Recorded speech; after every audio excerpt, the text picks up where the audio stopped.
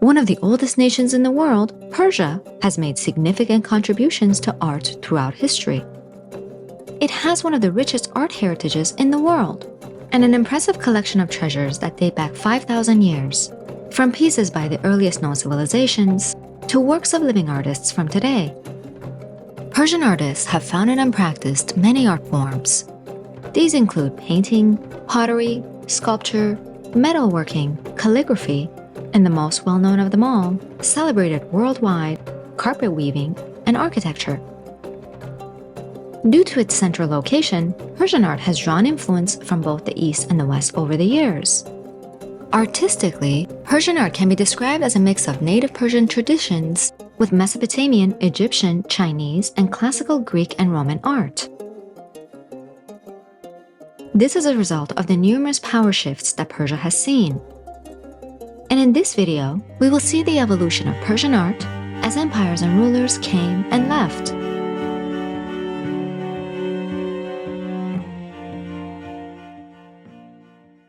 The term Persian Empire refers to a series of dynasties centered in modern-day Iran that spanned several centuries. The first of them all was the Achaemenid Empire. Founded and led by Cyrus the Great, it was known as the world's first superpower. The Achaemenid kings were devoted Zoroastrians, one of the earliest monotheistic religions based on the Persian prophet Zoroaster. But they didn't impose their Zoroastrian beliefs on their subjects. In fact, researchers have found that Cyrus the Great was a tolerant king and believed that everyone who was a part of Persia's acquired territories should have the right to follow their own religious beliefs, practice their own cultures, and speak their own languages. And so the art of this time was greatly influenced by the many cultures that the Achaemenid Empire had ruled, the most influential of which were Egypt and Greece, especially in terms of their architectural accomplishments. The art form of choice became architecture, and the Persians were highly skilled at it. In the annals of Persian history, the Achaemenids' reign stands unparalleled, as they were the ones who created one of the most impressive and well-preserved ancient structures, the ruins of Persepolis. Its name is derived from the Greek words Persis and Polis, meaning the city of the Persians. This complex was the ceremonial capital of the Achaemenid Empire and is built high on a walled platform with 5 halls of varying sizes and grand entrances. The archaeologists who excavated the site in the 1930s believed it was Cyrus the Great who chose the location of Persepolis, but it was Darius I, an Achaemenid king, who actually ordered it to be built. The artists of Persepolis created intricate stone reliefs, gates, columns, and sculptures that showcased their skills. The Apadana Palace at Persepolis is notable for its grand size, ornate decorations, and elaborate columns and staircases that are adorned with breathtaking relief sculptures. This palace was built with a purpose: to serve as a grand reception hall for foreign dignitaries and as a throne room for the powerful Achaemenid kings. And so the reliefs here depict the annual processions in which tribute was brought to the king, providing a rare look at the daily life and customs of the Achaemenid Empire. Throughout this site, there is one particular sculptural motif that repeats itself: a lion biting a bull. In Persian culture, these two creatures were regarded as the most powerful and prestigious, and so being depicted together in a landscape of architectural abundance, their unity is a symbol of the combined powers of nature brought together by and for the Achaemenid Empire. Another important artwork from this empire is intricate jewelry made of precious metals. In the 1870s, a group of smugglers made a stunning discovery while rummaging through the ruins near the Oxus River in present-day Tajikistan. 180 pieces of gold and silver artifacts, including the gold chariot.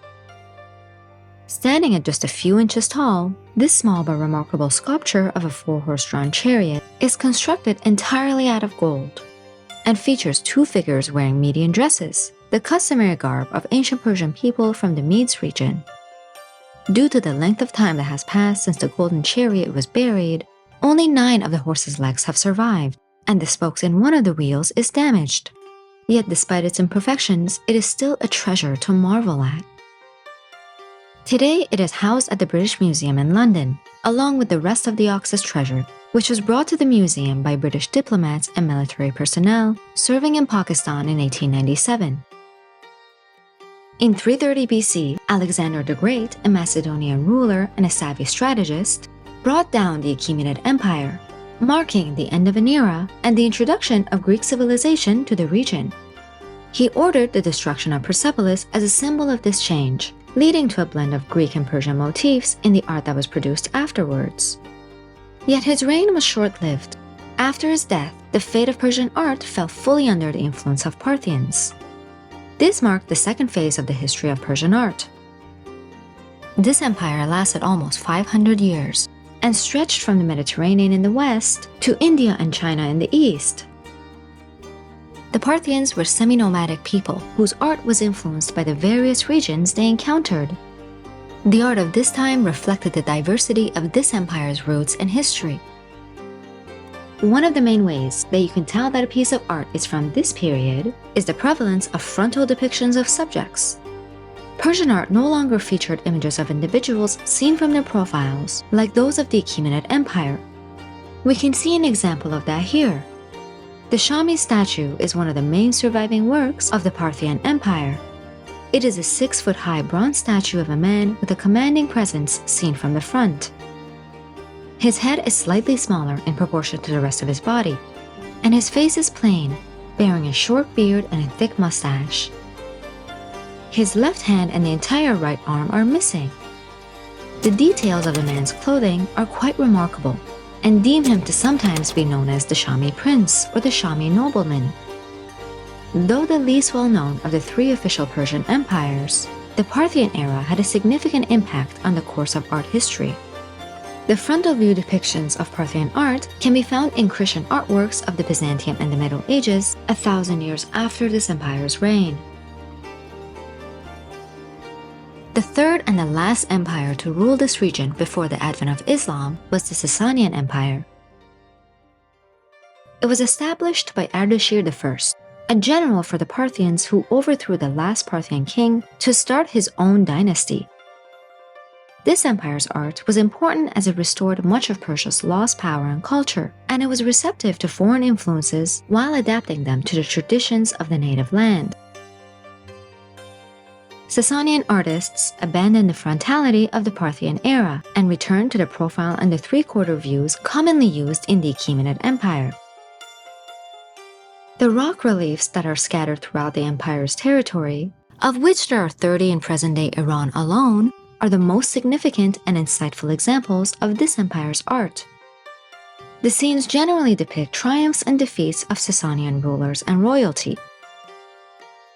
Possibly the most striking artworks of this period are the reliefs of Tağabostan.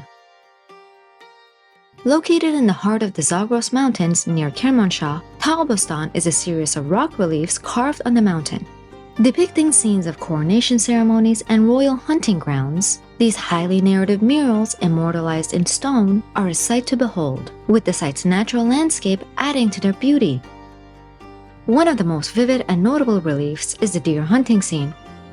Depicted in 3 levels, the king on his horse is the main character of every level, as he prepares to hunt, is in the midst of hunting, or as he awaits his attendants to clear his path. The artist makes the choice to place the king in an arbitrary frame and surrounds him with incidental detail, which might have been inspired by the similar designs of Roman and Greek mural paintings. The use of multiple levels to depict a relief makes this entire scene a true masterpiece of inscription, visually telling a story through movement and representation. Yet the scenes combined are deliberately without narrative, snapshots of moments in time imbued with an eternal significance, which makes these reliefs some of the most important accomplishments of Sassanian art. Another important achievement of this period is the art of carpet making and silk weaving. This skill led to the development of the iconic Persian carpets, known worldwide. Creating a single Persian rug can take years or even decades, with different regions of the country using their own signature weaving techniques, materials, colors, and patterns to create unique and stunning pieces. like the beautiful subdued palettes and the floral designs of Isfahan rugs, the intricate details of the landscape or historical scenes of Qom carpets, or the bold designs of Gabe rugs from the Fars province. The stunning beauty of Persian rugs is reflected in their prices, with an authentic piece costing tens of thousands of dollars. In fact, a Persian rug believed to be from Caravan in the southeast region of Iran set a record at auction in 2013 when it sold for a staggering $33.8 million. And we can see why. The rug consists of beautiful vines, gorgeous flowers, and sickle-shaped leaves.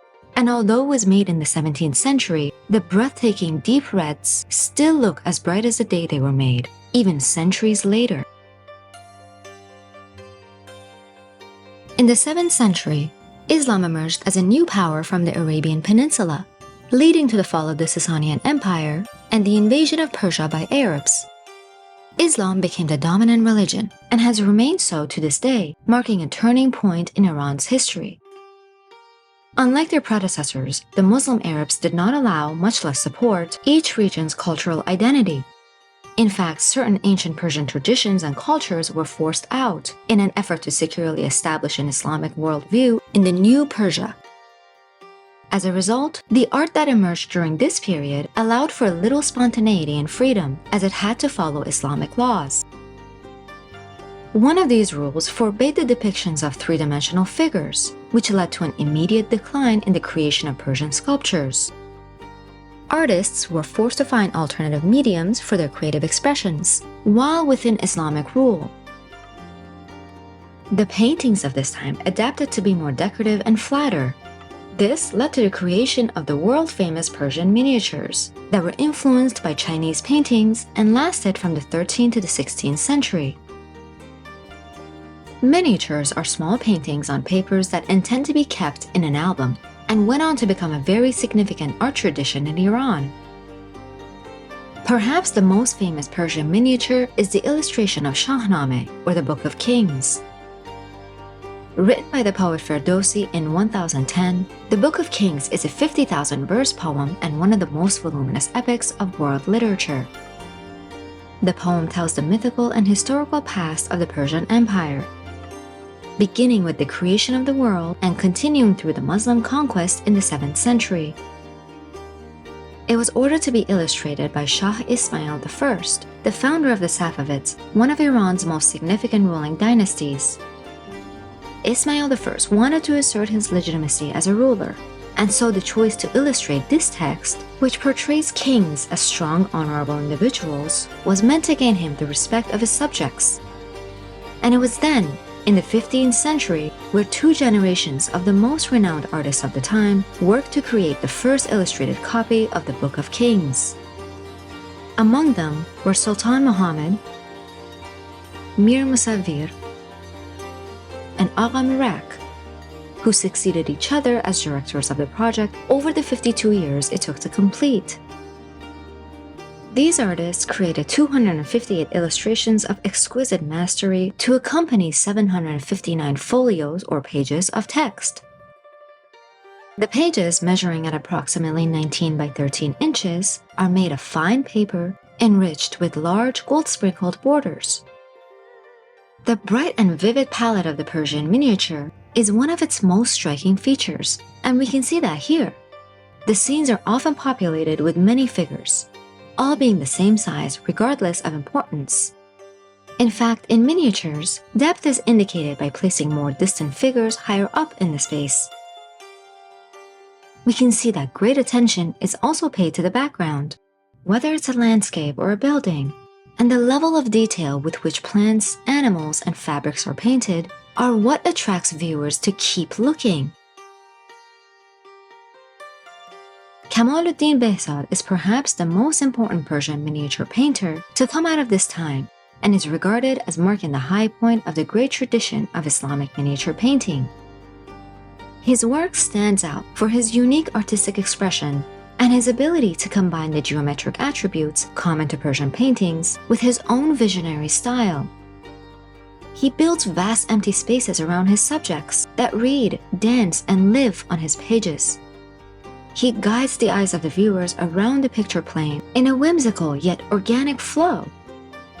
The placement of figures and objects are not only uniquely natural, expressive, and active, but they're also arranged to further move the viewer's focal point. Through this and much more, he demonstrates the value of individuality, the weight of which is felt far beyond the confines of these pages. His realistic and powerful miniatures open the door for the development of portrait miniature art. Like here, his portrait of a dervish, who is a member of a mystical religious fraternity, is one of the most famous miniature portraits in the world.